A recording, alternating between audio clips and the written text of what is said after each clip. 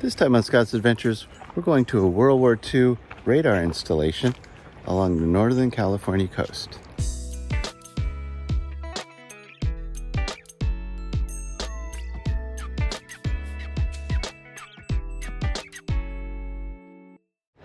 Hello and welcome.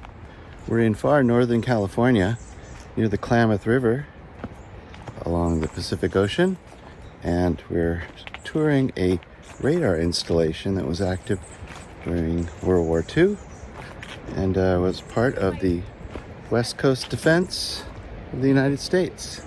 Here we have some of the buildings that are on this site tucked down in here. The road's up above, and then these buildings are kind of tucked down below.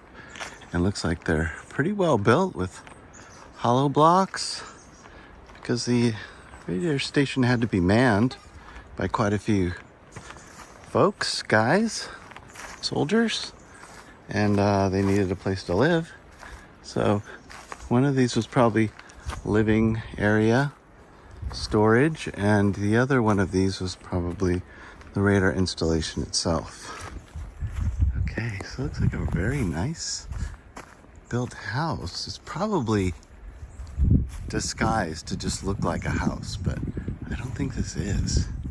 Look at the weird kind of venting they have up here.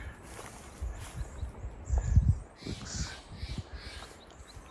and then other kind of doors don't look like the front doors.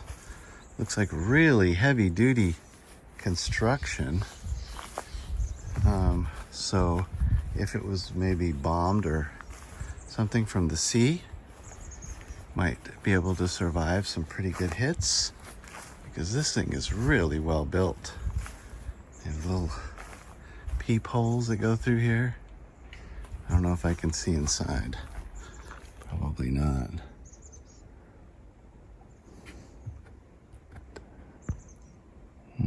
It's just a spooky old building. That's all it is. After the bombing of Pearl Harbor, the possibility of enemy attack on the U.S. mainland became very real. At one point, Japanese submarines operated in offshore waters and actually shelled some shipping operations and oil installations off the coast of California and Oregon. To guard against potential invasion, the U.S. Army built the quote-unquote farm buildings you can see in these pictures.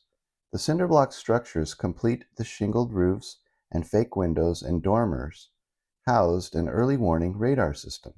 From the air, the sea, and even the road, these buildings appeared to be part of a working farm.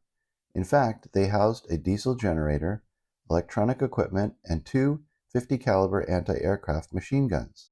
As part of a network of observation stations, the soldiers and civilians stationed here reported any suspicious boats and planes to a communications center in San Francisco, ready to dispatch fighter planes if the crafts were identified as hostile. Submarines of the Japanese Sixth Fleet operated in American coastal waters for 8 months during the war.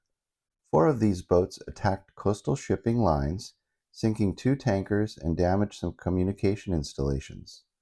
The I-25 sub launched an aircraft from off the Oregon coast on April 9, 1942.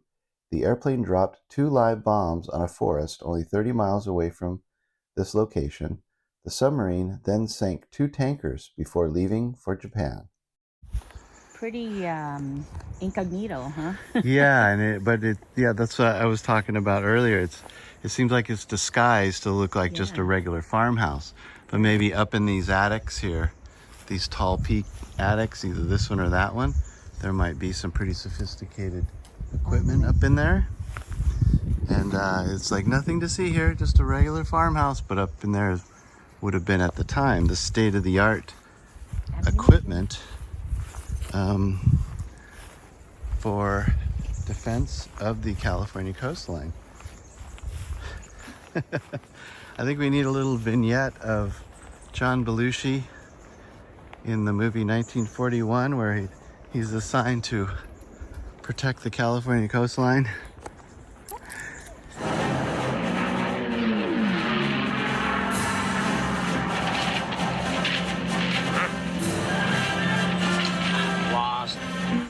And he comes across a Japanese the Japanese submarine.